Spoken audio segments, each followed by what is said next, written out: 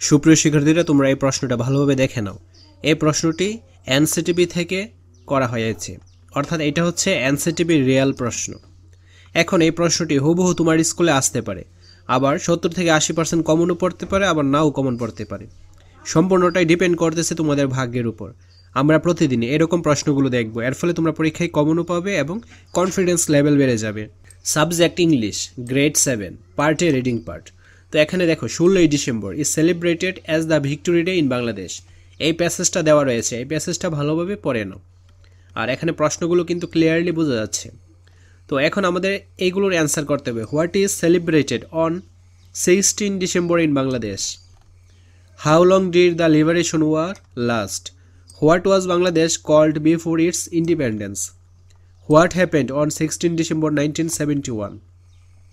People remember the brave freedom fighters because they. আমরা এখন এই প্রশ্নগুলোর অ্যান্সারটা দেখে নিব। তো এই হলো অ্যান্সারটা, তোমরা জাস্ট অ্যান্সারটা দেখে নাও, ঠিক আছে? এই যে এগুলো হচ্ছে answer.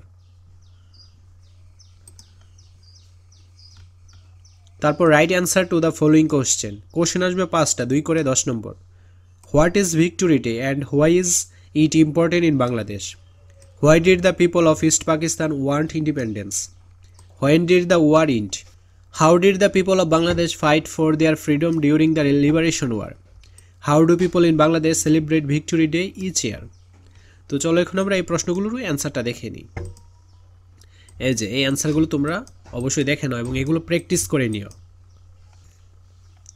Read the dialogue from act two scene 2 of as you like it and answer the question that follow. তো এখানের প্যাসেজটা হচ্ছে ডিউক ফেডরিকের। অবশ্যই এই প্যাসেজটা ভালোভাবে দেখে নাও। এখন এই প্যাসেজটার আলোকে আমাদের কি বলছে?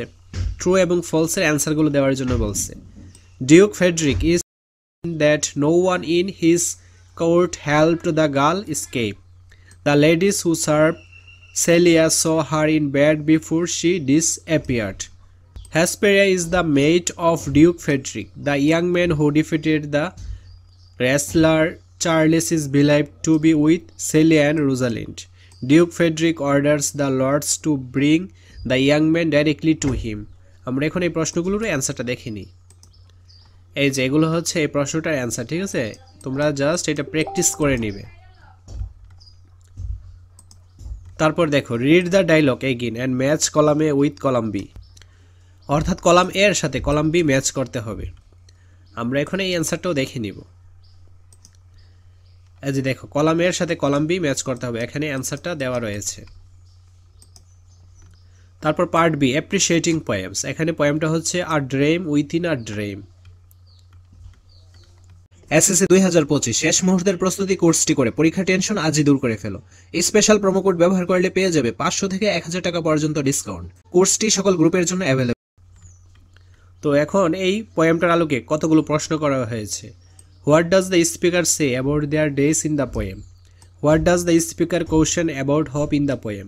What does the speaker think about the nature of reality? What is the poem main idea about dreams? What does the speaker say about the kiss at the beginning of the poem? তো চলো এখন আমরা এই প্রশ্নগুলোর অ্যান্সারটা দেখে নিই। এই হলো প্রশ্নটার অ্যান্সারটা, তোমরা জাস্ট এটা দেখে নাও এবং প্র্যাকটিস করে নেবে পরীক্ষার আগে। Part C, grammar part. তো 4 নঙ্গে থাকবে কি? Right form of verbs. ইউটিউবে কিন্তু এগুলো নিয়ে ক্লাস করা আছে, তোমরা অবশ্যই ওইগুলো দেখে নিতে পারো, তাহলে একদম এগুলো ইজি হয়ে যাবে। তাছাড়া আমি তোমাদের অ্যান্সারটা দেখিয়ে দিব। এই যে এই হলো অ্যান্সারটা। তারপর 5 নঙ্গে কি আসবে? Read the sentence below and write the name of the tense in column A, then write a new sentence using in the same tense in column B. অর্থাৎ এখানে দেখো 5টা সেন্টেন্স দেওয়া রয়েছে। এখন এই 5টা সেন্টেন্স কোন টেন্সে রয়েছে এই টেন্সের নামগুলো এখানে লিখতে হবে। তারপর আমাদের কি করতে হবে? এই টেন্সগুলো দিয়ে নতুন সেন্টেন্স তৈরি করে নিতে হবে। তো এই যে এই হলো অ্যান্সারটা, ঠিক আছে? তারপর 6 নঙ্গে কি আসবে? Read the following passage and fill in the gaps within the appropriate preposition from the table. আমরা প্রিপোজিশনের অ্যান্সারটাও দেখে নিই। এই যে এই হলো প্রিপোজিশনের অ্যান্সারটা। তারপর 7 নং এ কি আসবে? Connect them using and but because or as well as, অর্থাৎ 7 নং এ আসবে কানেক্টর। ঠিক আছে, যেমন এইরকম 5টা সেন্টেন্স দেওয়া থাকবে, এই সেন্টেন্সগুলোকে কি করতে হবে? আমাদের কানেক্ট করতে হবে এইগুলা দিয়ে, and but because or as well as দিয়ে। তোমরা অ্যান্সারটা দেখে নাও। ঠিক আছে, এই যে এই হলো অ্যান্সারটা, তোমরা অ্যান্সারটা জাস্ট দেখে নিলেই হয়ে যাবে। তারপর 8 নং এ কি আসবে? অ্যাক্টিভ সেন্টেন্স দেওয়া থাকবে, একে কী করতে হবে? প্যাসিভ ফর্মে নিতে হবে। তো ইউটিউবে অ্যাক্টিভ টু প্যাসিভ নিয়ে কিন্তু ক্লাস করা আছে, তোমরা যদি ওই ক্লাসটা জাস্ট একটা ক্লাস করো তাহলে 5 আউট অফ 5 পেয়ে যাবা ইজিলি, এবং সবাই পাবে। তো এখানে এই যে প্যাসেজটা বা সেন্টেন্সগুলো দেওয়া রয়েছে, এগুলোর অ্যান্সারটা চলো আমরা দেখে নিই। তো এই হলো এই যে অ্যান্সারটা। ঠিক আছে, তোমরা যদি ওই ক্লাসটা করো এবং এই অ্যান্সারগুলো দেখো তাহলে একদম ইজি হয়ে যাবে তোমাদের জন্য। তারপর পার্ট ডি, রাইটিং পার্ট। 9 নং এ কি আসবে? Suppose you are Julia, your friend Habib has got awarded in a music competition.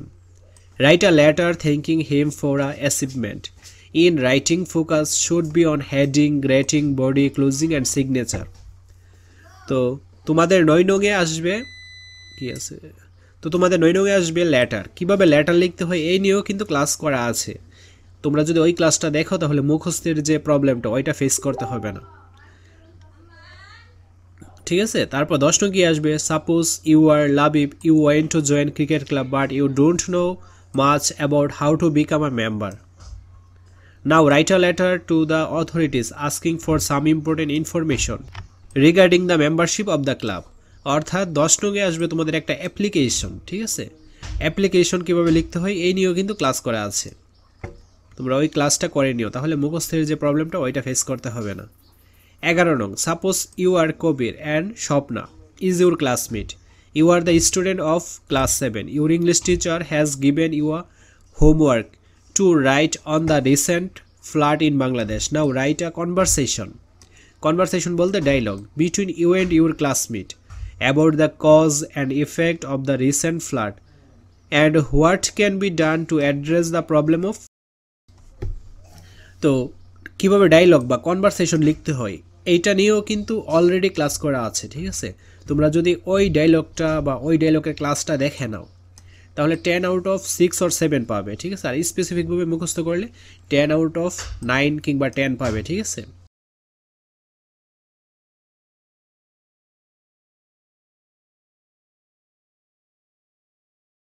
এই যে প্রশ্নটা এটা কিন্তু এনসিটিভি থেকে করা প্রশ্ন, এটা রিয়েল প্রশ্ন এনসিটিভির। তো এই প্রশ্নটা থেকে তোমাদের স্কুলে কমন আসতেও পারে আবার নাও আসতে পারে, অথবা দেখা গেছে কি 50, 60, 70% এরকম কমন আসতেও পারে। ঠিক আছে, সম্পূর্ণটাই ডিপেন্ড করতেছে তোমাদের ভাগ্যের উপর।